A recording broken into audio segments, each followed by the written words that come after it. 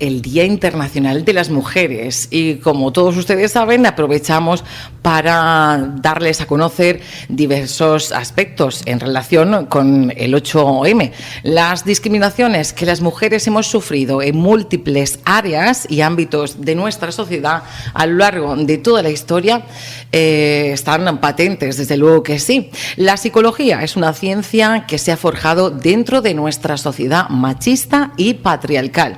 Y hoy Isabel Fernández, profesional de la psicología, ejerciente en el punto de violencia de género del Ayuntamiento de Bullas, nos quiere hacer reflexionar sobre el hecho de que la psicología también tiene mucho machismo que deconstruirse para mejorar realmente la calidad de vida y la salud mental de las personas sin discriminaciones. Isabel, en primer lugar, buenos días. Muy buenas, Juani. ¿Qué tal? Un año más, conmemoramos el 8 de marzo, lo hacemos junto con otras compañeras, como por ejemplo José de la Agencia de Igualdad, que desde hace ya varias semanas está confeccionando todas las actividades en conmemoración de este día y siempre piensa en la Onda de Bullas, cosa que le agradecemos y que se unen muchos profesionales como tú y que eso siempre es de agradecer. A vosotras siempre. Pues nos centramos en el día de hoy. Isabel, ¿por qué es importante esta reflexión en cuanto a pues la sociedad en la que vivimos y en la que nos hemos criado? Que no sé qué es peor. Bueno, no vamos a ser negativas. También es verdad. Bueno, la psicología para mí es una de las cosas que más me gustan en este mundo y de lo que más sé, aunque soy consciente de que sé una milésima parte de lo que me queda por aprender, pero por eso he ido aplicándole también la perspectiva de género todos estos años y creo que es necesario que los y las profesionales hagamos autocrítica y deconstrucción. Yo en esta reflexión veo como dos caminos o dos argumentos por los que es importante hacerla para mí.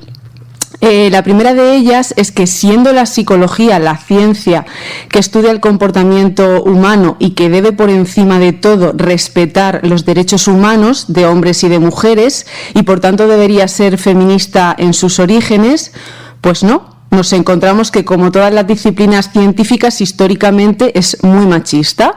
Es decir, si nos vamos a estudiar los libros de la historia de la psicología, es una ciencia en la que solo vemos autores hombres en sus libros de historia. Nos muestran autores como Watson, Pavlov, Albert Ellis, Beck, Rogers, Maslow, etcétera, pero ni rastro de mujeres. Uh-huh. De hecho, no sé si a nuestros oyentes les sonarán, pero popularmente hemos asociado la psicología a Freud. Uh-huh. Exacto, si preguntamos en la calle seguro que a la gente se le viene a la mente el mismísimo Freud, que se conoce como el padre del psicoanálisis y que este señor nos tenía una manía a las mujeres y una fijación bestial. Estaba obsesionado con que todos los problemas psicológicos de las personas tenían que ver con el deseo hacia sus propias madres, pero oye, a los padres ni nombrarlos, oye, los padres están siempre justificadísimos. Y este manspreading científico y literario de los autores de la psicología, de la historia de la psicología, no es porque no haya mujeres investigadoras en psicología, sino porque también estamos afectadas por el llamado efecto Matilda, que es la invisibilización de las autoras psicólogas, como es el caso de Mary Cooper Jones, que, siendo la mujer la descubridora a través del experimento del pequeño Albert del tratamiento de las fobias en su origen, los libros de la historia de la psicología la conocen como mera colaboradora de Watson, que le indució al pequeño Albert una fobia a un bebé que utilizaban en sus experimentos para explicarlas, pero que, si no llega a ser por ella, por Cooper Jones, pues lo deja al pobre traumado porque luego no sabía cómo tratarlo. Pero bueno. Por lo que dices, por lo que hemos leído, por lo que hemos escuchado, miremos a la disciplina científica que miremos, desde luego que no cabe duda que el machismo ha estado históricamente extendido por toda la historia y por toda la sociedad. Pero en el caso de la psicología ha evolucionado de una forma feminista y eso está bastante bien, porque realmente la mayor parte de profesionales de la psicología que ejercéis a día de hoy sois mujeres. Bueno, A ver, ejercemos totalmente mujeres. Es cierto que la psicología es una profesión feminizada porque la mayor parte de las profesionales que ejercemos a pie de calle somos mujeres en la actualidad. Aunque luego no tan feminista porque la mayor parte de altos cargos, por así decirlo, doctores, catedráticos y autores de investigación siguen siendo hombres. Entonces vemos que en nuestra profesión afecta el mismo techo de cristal que en cualquier otra profesión. Y luego deberíamos preguntarnos si el hecho de que las mujeres que escogen la psicología, las personas que escogen la psicología somos en su mayoría mujeres, no es por la forma en la que somos educadas las mujeres, por el proceso de socialización de género. Es decir, si el hecho de que cuando yo cumplí 18 años me atrajera esta profesión por encima de otras, no tiene que ver con que desde niña, en casa, en el colegio o en mi entorno, se me educara o mis circunstancias y contexto me moldearan pues para ser más empática, cuidadora de los demás, sensible a las necesidades ajenas, entregada a otros o que me conecte con algo, el sufrimiento ajeno. Lo que en psicología se conoce como el rol de salvadora, que luego tanto nos tenemos que trabajar a nivel psicoterapéutico para no ser arrastradas por el sufrimiento ajeno y poder ser buenas profesionales. Pero bueno, estas son dos reflexiones que yo lanzo ahí. Pues hace mucho pensar, Isabel, cada vez que vienes. Isabel, ¿se ha conseguido superar un poco ese machismo en la psicología y ha avanzado hacia el feminismo? ¿O todavía encontramos que la perspectiva de género brilla por su ausencia? ¿O como ahora estamos en la sociedad, no existen los blancos y los negros, sino que hay ¿no? Hay una gama de grises, ¿no?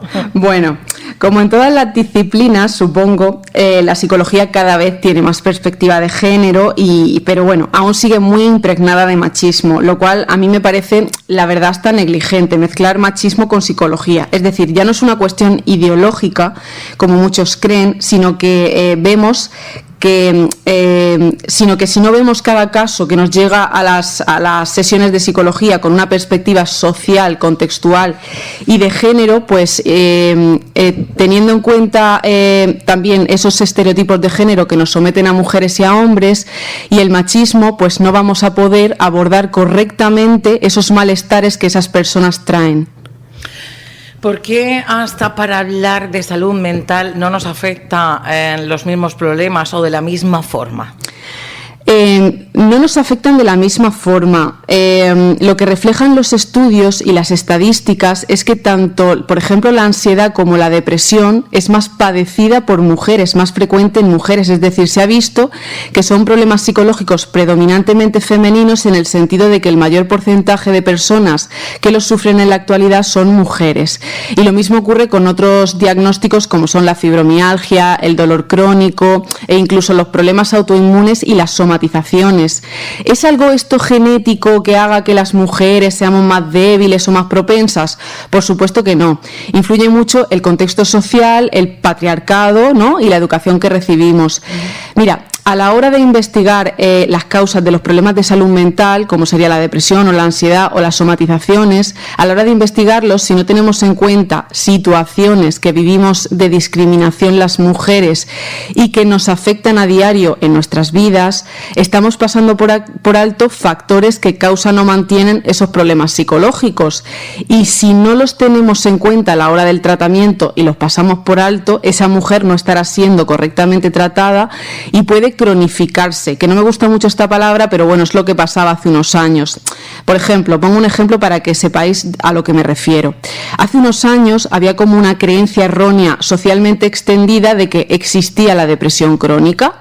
Es decir, en la calle se hablaba de que había gente, que en un 99% eran mujeres siempre, que veíamos que llevaban como 20 años con depresión, con pensamientos pesimistas, mucho negativismo, mucha distimia, tomando ansiolíticos mucho tiempo para dormir, Olfidal, etcétera, y se decía que eso era crónico, como si estas mujeres tuvieran algún fallo individual o un trastorno y el problema fuera individual de ellas. E incluir la perspectiva de género y feminista en el tratamiento psicológico puede ayudar a resolver estos problemas que parecían con este ejemplo que acabas de decir, crónicos, entre comillas, ¿verdad? Claro, el incluir la perspectiva de género en la psicología Nos ayudó a ampliar el foco de visión y ver que esas mujeres estaban siendo sometidas a un estilo de vida impuesto por la educación machista que hacía que se mantuviera su depresión y no pudieran recuperarse. Hablamos de que, por ejemplo, eran mujeres que habían sido educadas para cuidaban de los hijos, de los padres, de los maridos y de todo el mundo, todo el día sin descanso y ni días de fiesta, ni ocio, y sin embargo habían sido educadas para sentirse culpables si se cuidaban a ellas mismas o si tenían tiempo libre o ocio. Y luego es que la socialización de género en estereotipos machistas afecta a la salud mental femenina, fíjate, hasta el punto de que vemos depresiones en mujeres por la pérdida de ese rol impuesto socialmente cuando esos padres han fallecido, el marido, los hijos se han ido de casa, porque se quedan como vacías, como si, bueno, mi vida ha sido siempre cuidar a otras personas y ahora que no tengo a quién cuidar, ¿ahora qué hago? No sé, estoy perdida, no sé hacer ocio, no tengo red de amistades, no sé desarrollarme en otros ámbitos como mujer. Y esto es muy triste. Súper triste, y además se da más de lo que nos imaginamos, y sobre todo con el síndrome, ¿no?, del nido vacío. O sea, estás trabajando en tu casa, no tienes... De hecho, el otro día me emocionó este chico que apareció en la gala de los Goya, agradeciendo a esas madres, decir, basta ya de cargar a las madres y vamos a responsabilizarnos cada uno de nuestras cosas, porque si no, ¿cómo? ¿No? Y es verdad, yo no sé cómo nuestras madres, nuestras abuelas, nuestras tatarabuelas podían con tanto. Y es que no se trata de ser una supermujer, se trata de repartir y ser responsables cada uno con lo nuestro para poder tener una buena salud mental, entre otras cosas. Exactamente. Hay que ser responsables. Bueno, y ya para casi terminar, ¿no? Claro, de la mano de esta visibilización tan importante que se está haciendo últimamente, de que la salud mental no es una cuestión individual, sino que, como estamos diciendo, nos afecta mucho los factores sociales y del contexto, como sería el machismo. ¿Cómo se las arregla la psicología con esta perspectiva de género para abordar y tratar la salud mental en la actualidad, Isabel? Jolín, es que algunas veces las mujeres no necesitamos psicoterapia, necesitamos feminismo, claramente, y bueno, y los hombres también, ojo, incluso ellos a veces terminan en psicoterapia por falta de feminismo a tiempo o educación feminista, en igualdad. Y esto, igual que otras veces no necesitamos ir al psicólogo, sino tener un buen sindicato, un sueldo digno, una estabilidad económica, hay que decirlo, porque muchos problemas de salud mental que llenan las consultas de psicología no son psicológicos, son sociales, económicos y políticos. Y eso es una realidad y no está bien que patologicemos reacciones de malestar psicológico que son normales y esperables, dadas algunas circunstancias socioeconómicas que nos tocan vivir. Pero bueno, desde la psicología yo creo que el primer paso es ayudar a las personas a tomar conciencia de que su contexto tiene un peso en sus reacciones psicológicas. En lugar de decirle a esa mujer que tiene un trastorno depresivo o un trastorno de ansiedad y que tiene que tomar pastillas de por vida, hacer mindfulness o incrementar su dopamina, que esto se ha puesto ahora de moda, creo que la solución pasa en primer lugar por validar ese malestar como algo esperable si tiene una triple jornada, cuida de los hijos, de los padres, hace todas las tareas de casa y no tiene tiempo para respirar. Creo que ese es el punto 1, asociar el malestar al contexto que la rodea para que tome conciencia. Y eso yo creo que ya libera mucho saber que no eres tú la que tiene un problema, ¿no?, un trastorno, sino que no eres una trastornada y que lo que te pasa es lo que te pasa, ¿no?, lo de afuera. Y luego, por supuesto, en psicología buscamos que la persona se responsabilice, como tú dices, Juani, de aquello que sí que está en su mano, ¿no? Claro. Controlar, que es al final lo que como adultas podemos responsabilizarnos. No podemos quizás cambiar el contexto por completo a nivel individual, pero lo mismo sí que puedo tomar decisiones o deconstruir mis roles, ¿no? Lo mismo tengo que dejar de supeditar mi valía como mujer a estar siempre encima de las necesidades de otras personas, y que si alguien no ve bien estos límites y que ya no sea la superwoman que estaban todos acostumbrados, que puede con todo, pues mira, lo mismo esas relaciones están condenadas a morir, no sé. Ay, ojalá. Es verdad, es que yo lo pienso, cuántas veces, ¿no? En nuestras madres, nuestras abuelas, todo lo que hacían, decían, pues yo lo hacía y no hay problema, pues yo es que no quiero ser una supermujer. Sí, yo con lo que me corresponde y con el reparto de tareas en casa, yo es que soy súper feliz, no quiero serlo. Yo lo hacía y no hay problema, no, sí había problema. Claro. Había muchos orfidales encubiertos, muchas pastillas para dormir, muchos dolores musculares, muchos problemas óseos, muchas somatizaciones que normalizaban y que soportaban, pero que no son normales. Claro. ¿Cuántas mujeres te habrás visto en consulta decir, es que no puedo tirar de mí, es que tengo una depresión y lo que te dan ganas es de llamar a su núcleo familiar y decirle, pero vamos a ver. Que sois vosotros los que tenéis que estar aquí. Exactamente. Es decir, es que más que una sesión de psicología es de organización. Efectivamente. Es decir, es que tienes que poner los papeles sobre la mesa de decir, no, es que no puede ser. Exacto. Evidentemente. Es que el burrico de la carga, como se suele decir en el pueblo. Todo esto lo da la perspectiva feminista en las disciplinas sanitarias. El poder ver estas cuestiones que son sociales y son educativas, es una cuestión de educación, y no tanto la medicación y abordar los trastornos psicológicos como si fueran trastornos individuales sin tener en cuenta el contexto socioeconómico en el que nos movemos. Muy bien.